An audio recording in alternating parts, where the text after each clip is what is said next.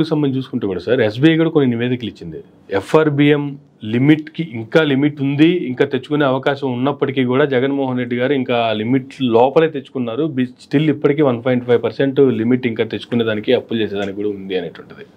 అయినప్పటికీ కూడా అసలు రాష్ట్రం అప్పులు పాలైపోయింది. 14 లక్షలు ఒక ఫిగర్ చెప్తారు, 10 లక్షల ఫిగర్ గవర్నర్ గారి ప్రసంగంలో చెప్పిస్తారు, 9,60,000,000 ఫిగర్ 9,60,67,000 కోట్లు. ఇది చంద్రబాబు నాయుడు గారు పవర్ పాయింట్ ప్రెజెంటేషన్లో చెప్తారు. అసలు వీటన్నిటికి సంబంధించి ఇవన్నీ తీసి పెడితే 7,60,000 కోట్లు ఉన్నది అనేది అసలు ఫ్యాక్ట్ అనేది వైఎస్ఆర్సీపీలు చెప్తున్నటువంటి లెక్కలు. ఎవరు ఏమి చెప్పారు అనేటువంటిది ఇన్నాళ్ళ నుంచి వింటానే ఉన్నాం. కరెక్ట్ ఫిగర్ ఆనా పైసలతో సహా ఎవరు చెప్పాలి? ఆర్థిక శాఖ మంత్రి, principal secretary, department of finance, government of Andhra Pradesh. ఆయన అన్నా చెప్పాలి. ఆయన చీఫ్ సెక్రటరీకి రిపోర్ట్ చేస్తే చీఫ్ సెక్రటరీ అన్నా చెప్పాలి. మంత్రివర్గ సమావేశంలో ఫైనాన్స్ మినిస్టర్ డిస్కస్ చేసి ఉండొచ్చు. అల్టిమేట్గా చంద్రబాబు నాయుడు గారు చెప్పాలి. ఎవరు చెప్పిన ఫిగర్ కరెక్టు అనేసి అంటే principal secretary, department of finance కానీ చీఫ్ సెక్రటరీ కానీ చెప్పిన ఫిగర్ కరెక్ట్. పార్లమెంటులో క్వశ్చన్ అడిగినప్పుడు దానికి లిఖితపూర్వకంగా సమాధానం కనుక ఇచ్చుంటే అది కరెక్ట్. 31వ తారీఖు మార్చి నెల 2023 నాటికి ఆంధ్రప్రదేశ్కి సంబంధించిన అప్పులు 4,42,442 కోట్లోనే రైటింగ్లో ఇచ్చారంటే అది ఎథనెటిక్ ఫిగర్. అదేవిధంగా ఇప్పుడు నిర్మలా సీతారామన్ గారు కానీ, ఆర్బీఐ వాళ్ళు కానీ, chief secretary government of Andhra Pradesh కానీ ఇన్ఫర్మేషన్ చంద్రబాబు నాయుడుకి ఇక్కడి నుంచే వస్తుంది. వాళ్ళు కనుక చెప్తే 7,76,000 కోట్ల 432 కోట్లు అని చెప్తే ఆ ఫిగర్ని మనం తీసుకోవాలి.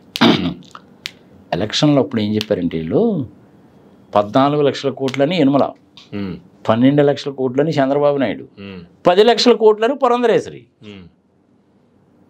వీళ్ళందరూ చెప్పారు కాబట్టి నేను చెప్పింది కూడా కరెక్టే కదా, ఇదే కరెక్ట్ కదా అని చెప్పి టీవీ5లో సాంబశివరావు వీళ్ళందరూ కూడా చెప్తారు. మర్చిపోయి అన్నీ.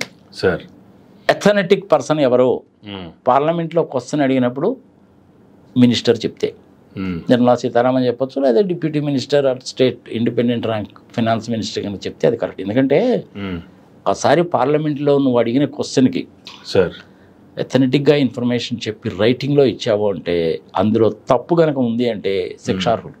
అందుకని వాళ్ళు ఎప్పుడు చెప్పరు. ఓకే. ఇప్పుడు principal secretary department of finance 11,32,000 కోట్లు అని చెప్పాడు అనుకో, ఆయనకున్న ఇన్ఫర్మేషన్ బట్టి చెప్పుంటాడు. దానికి ఇంకో 2 లక్షల కోట్లు యాడ్ చేసి చంద్రబాబు నాయుడు చెప్పాడు అనుకో 100% తప్పది. అప్పుడు చంద్రబాబు నాయుడు ఏం చేస్తాడు? ప్రిన్సిపల్ సెక్రటరీ చెప్పాడండి అంటాడు, ఆయన నెత్తి మీద దోసేస్తాడు. ప్రిన్సిపల్ సెక్రటరీ ఏం చేస్తాడు? నాకు అడిషనల్ సెక్రటరీ చెప్పాడు, జాయింట్ డైరెక్టర్ చెప్పాడు, అడి చెప్పాడు, ఇడి చెప్పాడు, చూశానండి అంటాడు. వీళ్ళంతా తప్పించుకునేవారం అన్నమాట. కానీ విచిత్రమైన విషయం ఏంటంటే కరెక్ట్గా అనా పైసలతో సహా ఆంధ్రప్రదేశ్కి అప్పు ఎంత ఉంది అన్నది ఎవరికి తెలియదు. నువ్వు అడిగినా కానీ నేను చెప్పలేను. 14 లక్షల కోట్లు డెఫినెట్గా కాదు, 12 లక్షల కోట్లు డెఫినెట్గా కాదు, తప్పుడు ఫిగరు. పురంధరేశ్వరి 10 లక్షల కోట్ల రూపాయలు అప్పు అని ఆమె చెప్పింది, అది తప్పే. ఓకే.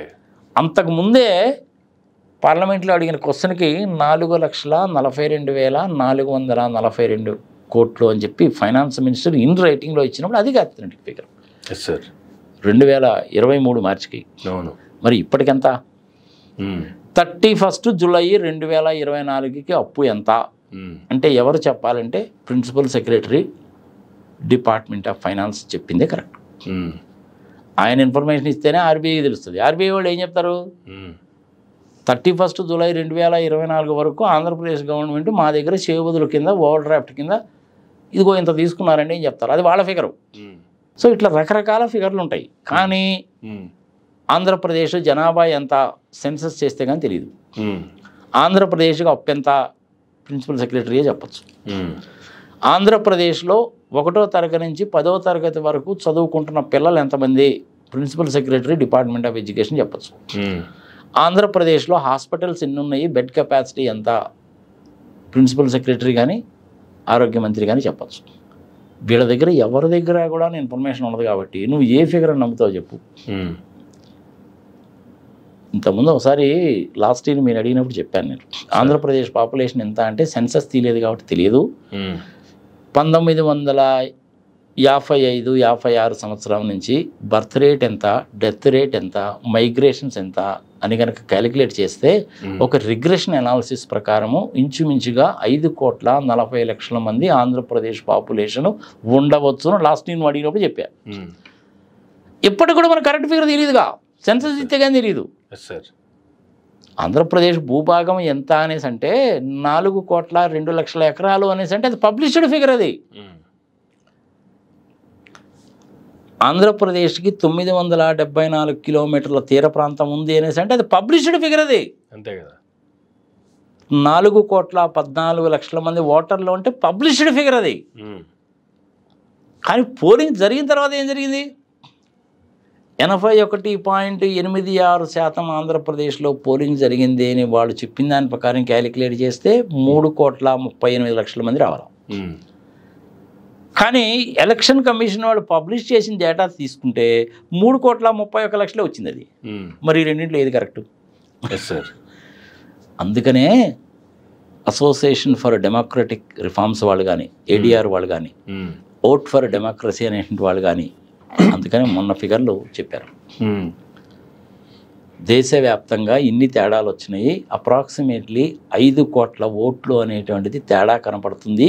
ఎక్కువ వచ్చినాయి. ఓకే, మరి ఎక్కువ వచ్చినాయి ఏంటి ప్రజలకు కూడా తెలియాలిగా. పోలింగ్ జరిగినప్పుడు ఏమవుతుందంటే ఈచ్ అండ్ ఎవరీ పోలింగ్ బూత్లో కూడాను ఎంతమంది ఓటు వేసారు అనేటువంటిది రిజిస్టర్లో రాస్తారు. మన చేత కూడా సైన్ చేయించుకుంటారుగా, అదే రిజిస్టర్. అది యాక్చువల్గా పోలింగ్ బూత్కి వచ్చి ఓట్లు వేసినటువంటి సంఖ్య. అది ఒక 100 మంది అనుకో, అక్కడ మిషన్లో కూడా నీకు 100 కనపడాలా, స్లిప్పులు కూడా 100 రావాలా. కానీ యాక్చువల్గా అలా జరగల. ఓకే, అదే 5 కోట్ల తేడా. 5 కోట్ల ఓట్లు అంటే సామాన్యం కాదు. అంతే కదా సార్. ఎక్కడో జరిగింది. ఏమి జరిగి ఉండొచ్చు? 2 కారణాలు. 60 లక్షల ఓటింగ్ మిషన్లా, 40 లక్షల ఓటింగ్ మిషన్లా, 20 లక్షల ఓటింగ్ మిషన్లా ఏమయ్యాయి అది ముందు తేలాల. Okay, point number 1. Sir, electronic voting మిషన్లో ప్రోగ్రామ్స్ అనేటువంటిది ఎవరు రాశారని నువ్వు పేరు చెప్పకపోయినప్పటికీ సోర్స్ కోడ్ ఏందో నువ్వు డిస్క్లోజ్ చేయాలా. ఈ 2 పనులు చేస్తే వ్యవహారం అంతా తెలిపోద్ది. కొంచెం టైం తీసుకో. ప్రెషర్ బాగా పెరిగింది దేశవ్యాప్తంగా, ఏదో ఒక రోజు బయట పెట్టక తప్పదు. ఓకే, ఇది తెలిసినటువంటి వ్యక్తులు కేవలము 4 మాత్రమే నాకు తెలిసినంతవరకు. మోడీ గారు, అమిత్ షా గారు, election commission chief election commissioner, plus ఆయన కింద ఉండేటువంటి 2 చంద్రబాబు నాయుడు గారు ఆంధ్రప్రదేశ్కి సంబంధించి. ఓకే, అంతే. పవన్ కళ్యాణ్కి రెడ్ బుక్ సంకలా పెట్టుకొని తిరిగేటువంటి చిన్నబాబు కూడా తెలియదు. వీళ్ళకి మాత్రమే తెలుసు.